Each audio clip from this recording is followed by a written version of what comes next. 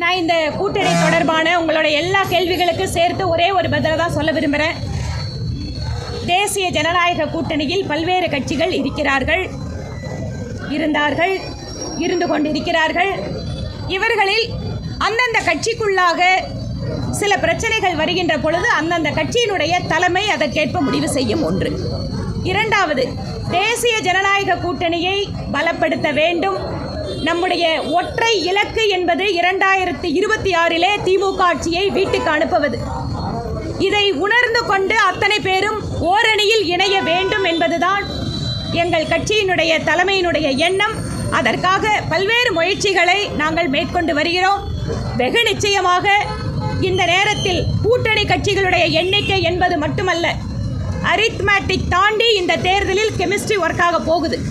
ஆனால் அரித்மேட்டிக் எங்ககிட்ட தேசிய ஜனநாயக கூட்டணியில் இல்லையா அப்படிங்கிற கேள்வி இல்லை. இந்த அரித்மேட்டிக்கு இன்னும் கொஞ்சம் டைமும் இருக்குது. அதனால் வெகு நிச்சயமாக கூட்டணிக்குள் இருக்கின்ற அத்தனை குழப்பங்களும் சரி செய்யப்பட்டு, இந்த நேரத்தில் இதில் நான் சரி செய்வீங்களா இல்லையா இந்த கேள்விகள்லாம் நாங்கள் போக விரும்பலை. எங்களுடைய தேசிய தலைமையும் மாநில தலைவரோடு இணைந்து மற்ற தலைவர்களும் எப்படி தமிழகத்தில் திமுகவுக்கு எதிராக ஒரு வியூகத்தை வகுப்பது, ஒரு பலமான கூட்டணியை உருவாக்குவது என்கின்ற செயல் திட்டத்தில் நாங்கள் இருக்கிறோம். நிச்சயமாக நாங்கள் வெற்றி பெறுவோம்.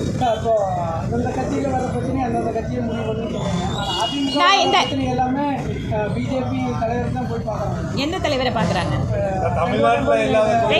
அதை முடிச்சது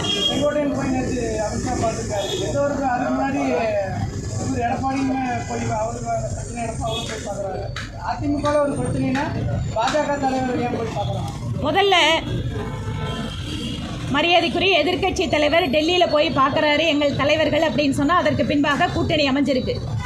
நீங்கள் சொல்கிறீங்க அதிமுகவினுடைய மற்ற தலைவர்கள் பார்க்குறாருன்னு. பார்த்ததுக்கு ஏதாவது உங்ககிட்ட ஆதாரம் இருக்கா?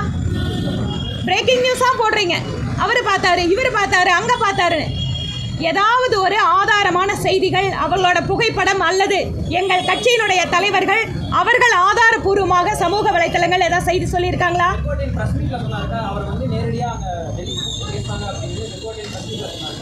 நான் என்ன சொல்கிறேன், எங்கள் கட்சி தலைமை கிட்டவோ மற்ற தலைவர்கள் கிட்டவோ பேசுனாங்க அப்படிங்கிற ஆதாரபூர்வ செய்தி இருந்தால் நாங்கள் அதுக்கு பதில் சொல்லலாம்.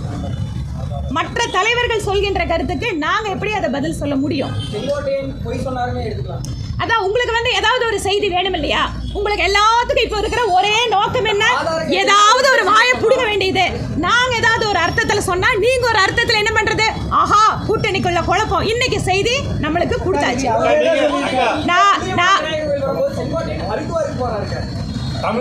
ஏங்க நான் கேட்குறேன், ஹரித்வாருங்கிறது எந்தங்க இடம்?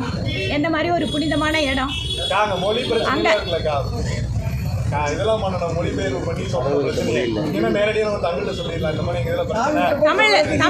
தமிழ்ல சொன்னாதான் சாமிக்கு புரியுமா? நான் என்ன சொல்றேன், அன்பு ஊடக சகோதரர்களே, உங்களோட பிரேக்கிங் நியூஸ்க்காக நான் பேச முடியாது. ஓகேங்களா? அதனால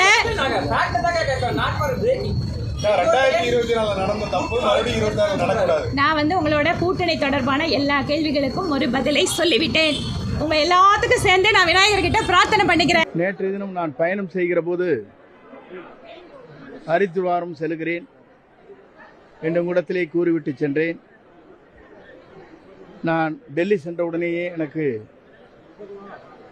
உள்துறை அமைச்சரை சந்திக்கின்ற ஒரு அனுமதி கொடுக்கப்பட்டது. அதன் மூலமாக உள்துறை அமைச்சர், நிதியமைச்சர் இருவரையும் சந்திக்கின்ற வாய்ப்பு அங்கே கிடைத்தது.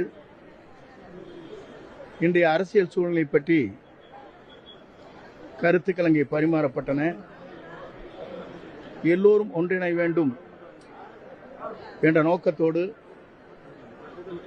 இயக்கம் வலிமை பெற வேண்டும் என்ற நோக்கத்தோடு கருத்துக்களை நாங்கள் அவரிடத்திலே எடுத்து சொன்னோம். ஆகவே இந்த கருத்துக்கள் அடிப்படையில் பல்வேறு விவாதங்கள் இன்றைக்கு நடைபெற்றுக் கொண்டிருக்கிறது. ஒவ்வொரு அரசியல் இருப்பவர்கள் அவர்களுக்கேற்ப தங்களுடைய விருப்பங்களை தெரிவித்து வருகிற இந்த நேரத்தில் ஒவ்வொருவருக்கும் ஜனநாயக உரிமை இருக்கிறது என்ற அடிப்படையில் தங்கள் கருத்துக்களை வெளிப்படுத்துவது, அவருடைய உணர்வுகளை வெளிப்படுத்துவது என்பது உண்மையிலே வரவேற்கத்தக்க ஒன்று. அதேபோல் அங்கே உள்துறை அமைச்சரை சந்திக்கின்ற போது அங்கே ரயில்வே துறை அமைச்சர் அவர்கள் அங்கே வருகின்றார்கள்.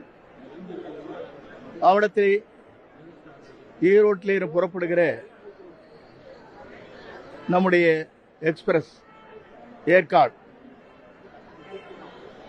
அங்கே முதலில் இருந்த நேரம் 10 மணி அளவிலே புறப்பட்ட நேரம் ஒன்று. ஆனால் அது இப்போது முன்கூட்டியே செல்வதன் காரணமாக அங்கே பொதுமக்கள், வியாபாரிகள், மாணவர்கள் செல்வது கொஞ்சம் கடினமாக இருக்கிறது. காலை 3 மணி அளவிலேயே இங்கே சென்னை சென்று விடுகிறது. அந்த நேரத்தை நீங்கள் மாற்றினால் பெரும் உதவியாக இருக்கும் என்று நான் சொன்னேன். அப்போது அவர் உள்துறை அமைச்சர் அவருடைய லான்ச்சிலே இருக்கின்ற போது, தனியாக இருக்கின்ற போது அதை சொன்னவுடன் அதை குறிப்பிட்டு தாருங்கள் என்று சொன்னார்கள். அதை பரிசீலிப்பதாக சொன்னார்கள். மக்கள் பணி அனைத்தும் செய்வதற்கும், இயக்கம் வலிவு பெறுவதற்கும் உங்கள் அனைவரோடு ஒத்துழைப்போடு அந்த பணிகளை தொடர்ந்து ஆற்றுவேன் என்பதை மகிழ்ச்சியோடு தெரிவித்துக் கொள்கிறேன். நன்றி.